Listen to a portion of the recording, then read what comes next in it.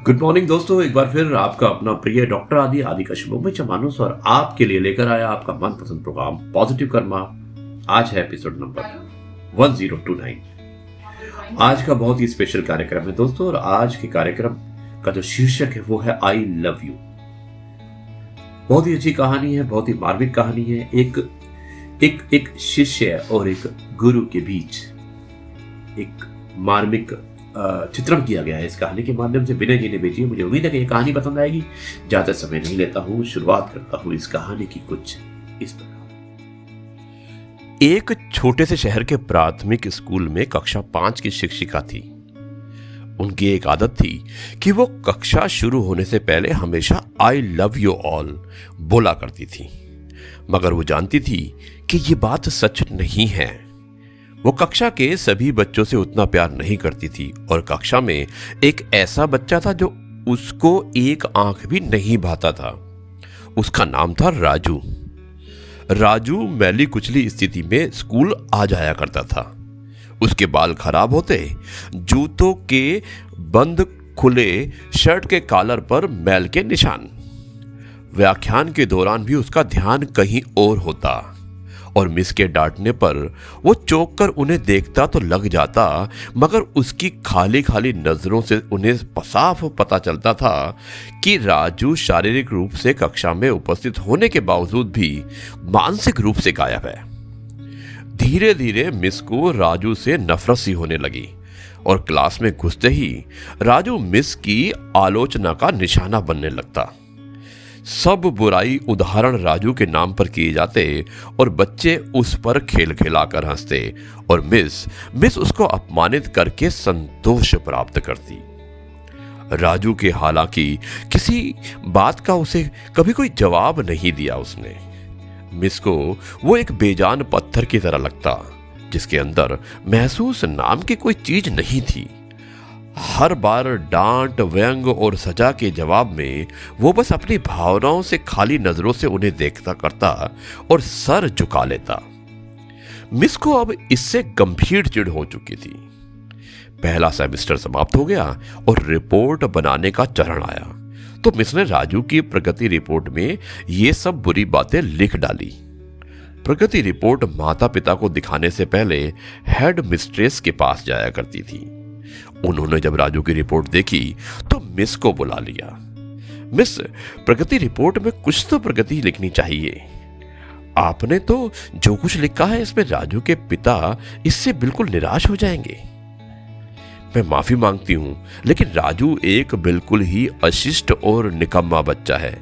मुझे नहीं लगता कि मैं उसकी प्रगति के बारे में कुछ लिख सकती हूं। मिस घृणित लहजे से बोलकर वहां से उठ आई। हेड मिस्ट्रेस ने एक अजीब हरकत की। उन्होंने चपड़ासी के हाथ मिस की डेस्क पर राजू की पिछले वर्षों की प्रगति रिपोर्ट रखवा दी। अगले दिन मिस ने कक्षा में प्रवेश किया तो रिपोर्ट पर नजर पड़ी। पलटकर देखा तो पता लगा कि वो राजू की रिपोर्ट है। पिछली कक्षाओं में उसने निश्चय ही यही गुल खिलाए होंगे, उन्होंने सोचा, और कक्षा 3 की रिपोर्ट खोली। रिपोर्ट की टिप्पणी पढ़कर उनकी आश्चर्य की कोई सीमा नहीं रही जब उन्होंने देखा कि रिपोर्ट उसकी तारीफों से भरी पड़ी है। राजू जैसा बुद्धिमान बच्चा मैंने आज तक नहीं देखा। बेहद संवेदनशील बच्चा है और अपने मित्रों और शिक्षक से बेहद लगाव रखता है। अंतिम सेमेस्टर में भी राजू ने प्रथम स्थान प्राप्त कर लिया है। मिस ने अनिश्चित स्थिति में कक्षा 4 की रिपोर्ट खोली। राजू ने अपनी मां की बीमारी का बेहद प्रभाव लिया। उसका ध्यान से पढ़ाई से हट रहा था। राजू की मां को अंतिम चरण में कैंसर हुआ था, और घर पर उसका कोई और ध्यान रखने वाला नहीं है, जिसका गहरा प्रभाव उसकी पढ़ाई पर पड़ा है। राजू की मां मर चुकी है, और इसके साथ ही राजू के जीवन की चमक और रौनक भी। उसे बचाना होगा, इससे पहले कि बहुत देर हो जाए। मिस के दिमाग पर भयानक बोझ हावी हो चुका था। कांपते हाथों से उन्होंने प्रगति रिपोर्ट बंद की। आंसू उनकी आंखों से एक के बाद एक टपकने लगे। अगले दिन जब मिस कक्षा में दाखिल हुई तो उन्होंने अपनी आदत के अनुसार अपना पारंपरिक वाक्यांश आई लव यू ऑल दोहराया।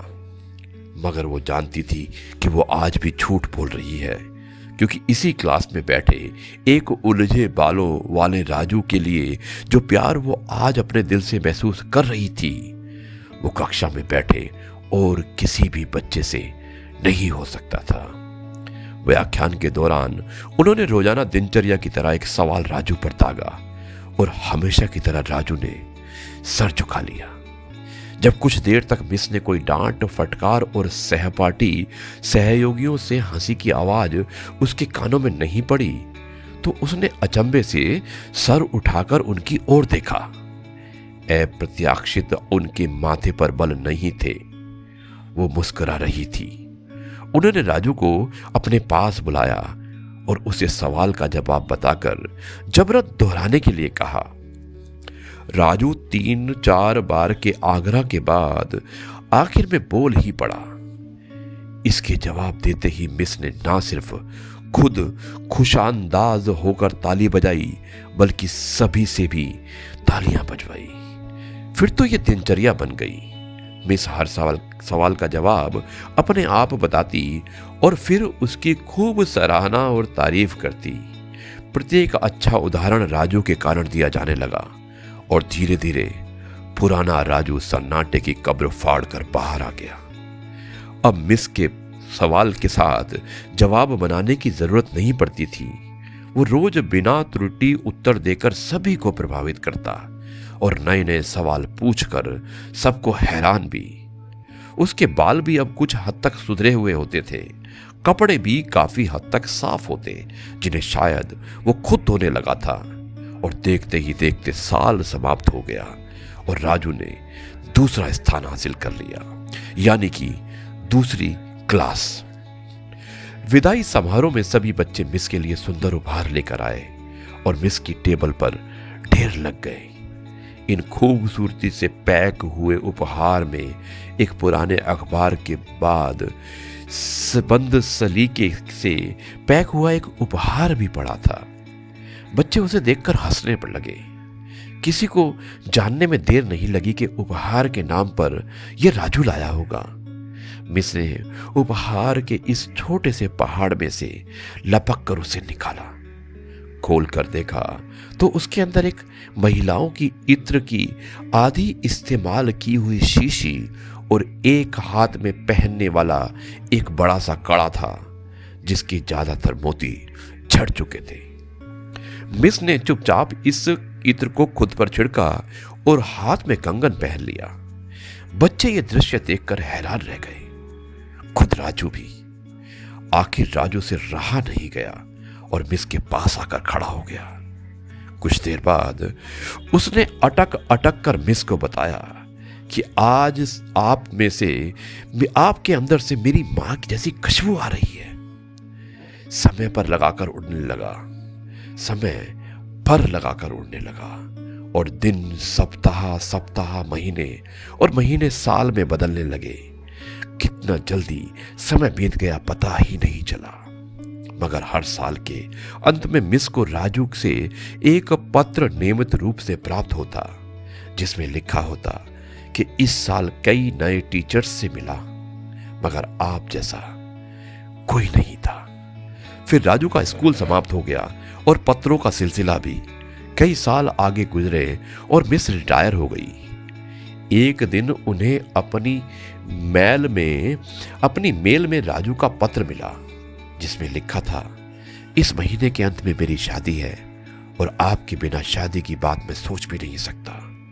एक और बात, मैं जीवन में बहुत सारे लोगों से मिल चुका हूं, आप जैसा कोई नहीं। डॉक्टर राजू। साथ ही विमान का आने जाने का टिकट भी लिफाफे में मौजूद था। मिस खुद को हरगिज से रोक नहीं सकती थी। उन्होंने अपने पति से अनुमति ली और वो दूसरे शहर के लिए रवाना हो गई। शादी के दिन जब वो शादी की जगह पहुंची तो थोड़ी लेट हो चुकी थी। उन्हें लगा कि समारोह समाप्त हो चुका है, मगर ये देखकर उनके आश्चर्य की सीमा नहीं रही कि शहर के बड़े डॉक्टर, बिजनेसमैन और यहाँ तक कि वहाँ पर शादी कराने वाले पंडित जी भी थक गए हैं कि आखिर कौन आना बाकी है। मगर राजू समारोह में शादी के मंडप के बजाय गेट की तरफ टकटकी लगाए उनके आने का इंतजार कर रहा था। फिर सबने देखा कि जैसे ही ये पुरानी शिक्षिका ने गेट से प्रवेश किया, राजू उनकी ओर सीधा मंच पर उन्हें ले गया और माइक में हाथ पकड़कर उसने कुछ यूं बोला, दोस्तों, आप सभी हमेशा मुझसे मेरी मां के बारे में पूछा करते थे और मैं आप सबसे वादा किया करता था कि जल्द ही आप सबको उनसे मिलाऊंगा। ये है मेरी मां। दोस्तों, इस कहानी को सिर्फ शिक्षक और शिष्य के रिश्ते के कारण मत सोचिएगा। अपने आसपास देखिए, राजू जैसे कई फूल मुरझा रहे हैं जिन्हें आपका जरा सा ध्यान है, प्यार और स्नेह नया जीवन दे सकता है। यही मैसेज है। धन्यवाद विनय जी। कहानी लंबी अवश्य थी, लेकिन बहुत अच्छी कहानी थी। नमस्कार दोस्तों, उम्मीद है कि ये कहानी आपको पसंद आई होगी और आपने इस कहानी को एंजॉय भी किया होगा। कैसी लगी आपको ये कहानी, आप मुझे अवश्य लिख सकते हैं मेरे मोबाइल नंबर पर 9833880402 पर। मैं हूँ आपका प्रिय डॉक्टर आदि कश्यप मुंबई चंपारण सर, आपके लिए लेकर आया आपका मनपसंद प्रोग्राम पॉजिटिव कर्मा। अब मैं इस कार्यक्रम को यहीं समाप्त करता हूँ नई दिल्ली से। कल आपसे एक बार फिर मुलाकात होगी कुछ नई बातों के साथ। तब तक के लिए कहता हूँ नमस्कार, जय हिंद, वंदे मातरम, भारत माता की जय, जय जवान, जय किसान, जय गुरु जी, शुक्राना गुरु जी।